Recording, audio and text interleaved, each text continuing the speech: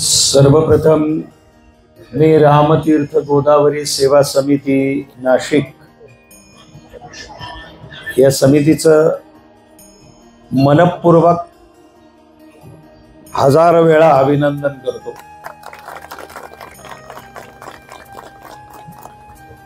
की गोदा काठावर लहानपणापासून येतोय, पाहतोय आणि गोदा काठी गोदावरी तीरी गोदावरी गंगेची आरती आज आरती करण्याचं सौभाग्य मला प्राप्त झालं। ते माझ्या जीवनातलं सर्वात मोठं भाग्य आहे असं मी समजतो। कारण गंगा सिंधू सरस्वती यमुना गोदावरी नर्मदा कावेरी शरयू महेंद्र तनया शर्मणवती वेदिका क्षिप्रा वेत्रवती महासुर नदी ख्याता कया गंडकी पूर्णा पूर्ण जलै समुद्र स्वेता कुर्यात सदा मंगलम। या सगळ्या नद्या ह्या आपल्या माता आहेत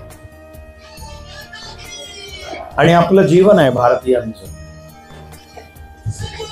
कितीतरी हजारो वर्षां अगोदर सिंधू नदीच्या किनारी, गंगेच्या किनारी, गोदावरीच्या किनारी, नर्मदेच्या किनारी त्या सगळ्या नद्या ह्या किती मोठ्या, ही केवढी मोठी मातृशक्ती आहे, जीवनशक्ती आहे भारतीयांची। आपण त्यांना मातेचा दर्जा दिलाय, ती आई आहे आपली। आणि ज्या तत्वांची पूजा करतो आपण, पंचतत्वांची, पृथ्वी आप तेज वायू आणि आकाश, आणि प्रत्येकाच्या घरामध्ये पंचायतन असतंच। हिंदूच्या घरामध्ये जे जगद्गुरु शंकराचार्यांनी त्या पंचायतन घरात असावं म्हणून आर्य धर्माची, हिंदू धर्माची, सनातन वैदिक धर्माची जी बांधणी त्याने हजारो वर्षापूर्वी केली, त्या पंचतत्वामध्ये एक जलतत्व सुद्धा येतं। आणि त्या जलशक्तीला आपण माता म्हणतो। आपले वेद असोत, पुराण असोत किंवा कुठलंही वैदिक साहित्य असो, वैदिक वाङ्मय असो, आपण या पाचही तत्वांची पूजा करत आहोत। तुम्ही बसलात, इथे वड आहे, उंबर आहे, पिंपळ आहे, या झाडांना, या वृक्षांना सुद्धा आपण ईश्वराचं स्थान दिलंय। मग ते वेद असोत किंवा तुकाराम महाराजांचा अभंग असो की वृक्ष वल्ली आम्हा सोरे, हे वृक्ष आहेत म्हणून आपण आहोत। जलतत्व आहे, जलच माता आहे म्हणून आपलं जीवन आहे। आपल्या शरीरामध्ये 80% पाणी आहे, बाकी हाड आहेत, मांस आहे, सगळं आहे, पण 80% पाणी आहे। आणि पाणी जर आपण नाही प्यालो, जल प्यालो नाही, प्यायलो नाही, तर आपण जगू शकतो का? आपण जर श्वास घेतला नाही तर आपण जगू शकतो का? हा विचार प्रत्येक माणसाने करण्याची गरज आहे। कारण हजारो वर्षापूर्वी या वैदिक सनातन धर्मामध्ये या सगळ्या तत्वांना खूप मोठं महत्व दिलेलं आहे। आणि त्याच महत्वाच्या शिकवणीनं आपण ती शिकवण आजपर्यंत चालवत आलो। पण माणसांनी जलतत्वाला, या नद्यांना किती प्रदूषित केलं, ते इतक्या घाणेरड्या पद्धतीनं प्रदूषित केलं की माणूसच माणसाचा कुठेतरी शत्रू होतोय की काय, आपणच आपले शत्रू ठरत गेलो। की आपल्या पवित्र नद्यांना जिथे जगदंबेचं स्वरूप दिलंय, मातृत्वाचं स्वरूप दिलंय, त्याचीच आपण वाट लावायला निघालो असं वाटत नाही का? तेव्हा मी जेव्हा गंगेच्या किनारी जातो किंवा यमुनेच्या किनारी सुद्धा, आता दिल्लीमध्ये यमुनेची आरती, यमुनेची सफाई, तेव्हा आपल्याला पण आपलं आत्मपरीक्षण करून घेणं गरजेचं आहे.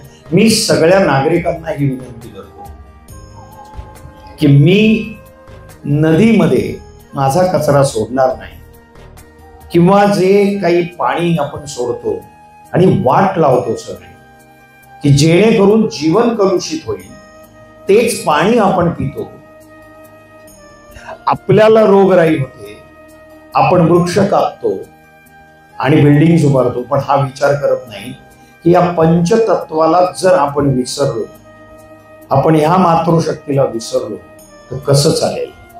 आणि म्हणून सनातन वैदिक धर्मामध्ये प्रत्येक नदीची, ही जी आपण षोडशोपचार पूजा केली आत्ता गोदावरी गंगेची, प्रत्येक नदीची ही आई म्हणून, जगदंबा म्हणून की तू जीवनदायिनी आहेस, तू आमचं रक्षण करतेस, म्हणूनची जी ही सगळी पूजा, त्याच्यानंतर मंत्र उच्चार, त्याच्यानंतर आरती, त्याच्यानंतर मंत्र पुष्पांजली, अशा पद्धतीनं जवळजवळ षोडशोपचार पूजा ही प्रत्येक नद्यांची वर्षानुवर्ष, हजारो वर्ष होत होती, ती इथे सुरू केली.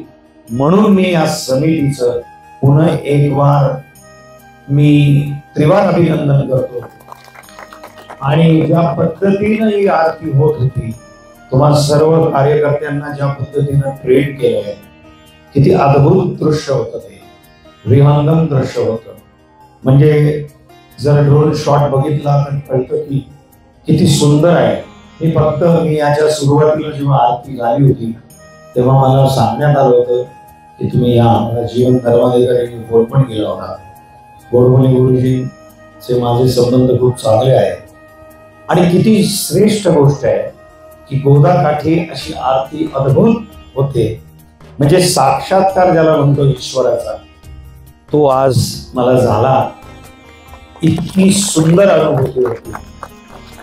पण अजून एक गोष्ट तुमच्या माध्यमाच्या माध्यमातून सांगतो की सगळ्या नद्यांचे पाठ, सगळ्या नद्यांना शुद्ध ठेवणं हा आपला पहिला धर्म असला पाहिजे, मनुष्य धर्म. आणि तरच आपण त्या आईला, कारण आपण आपल्या आईला जसं दुखावतो तर आपल्याला वाईट वाटतं की नाही. आपली आई आपल्यावर कुठल्याही प्रकारचा स्वार्थ न ठेवता जसं प्रेम करते, तशीच ही गोदा आई आहे, तशीच ही गंगा माता आहे. ती स्वार्थानं आपल्यावर प्रेम करत नाही, ती जीवनदायिनी आहे. तर तिला स्वच्छ ठेवणं हे आपलं परम कर्तव्य आहे. आता सुद्धा मला थोडस दुःख झालं, एक प्लास्टिकची बॉटल तिथं पडली होती. इतकं मला वाईट वाटलं की आपण किती अविचारी होतो की माझंच उष्ट प्यायलेलं प्लास्टिकची बॉटल ती पाण्यात टाकतो. पाण्यात नाही टाकली, ती गोदावरीच्या आईच्या उशीत टाकली आणि आपणच आपलं घाण करतो. यांना मी तर शासनाला सांगेन की अशा पद्धतीनं सक्ती करून त्यांना दंडाची शिक्षा, त्यांना दंड सुद्धा ठोकावला पाहिजे. तरच हे स्वच्छ राहील. नुसती स्वच्छता ही फक्त नद्या स्वच्छ ठेवणं हे, कारण हे आपण आपल्या जीवनाला घाण करतो असं जोपर्यंत प्रत्येक माणसाला वाटणार नाही तोपर्यंत आपण आपले प्रयत्न चालू ठेवावे. आणि ही शुद्धता, हे जे तुम्ही आज केलंय, ही परंपरा पुढे हजारो वर्ष चालू असावी. ही कदाचित त्या काळात चालूही असेल, आपल्याला माहित नाही. पण आता या समितीने जो निर्धार केलाय त्याच्यासाठी मी त्यांना त्रिवार पुन्हा एकदा अभिनंदन करतो, तुमचं अभिनंदन करतो. आणि मला आज तुम्ही आरतीला बोलवलं त्याबद्दल तुमचे खूप खूप आभार. आणि पुन्हा एकदा मला जेव्हा वेळ मिळेल तेव्हा मी पुन्हा कुटुंबासमोर येते. मला खूप खूप खूप खूप आनंद वाटला. आज खूप अद्भुत अद्वितीय अशी अनुभूती आहे, अविस्मरणीय. धन्यवाद.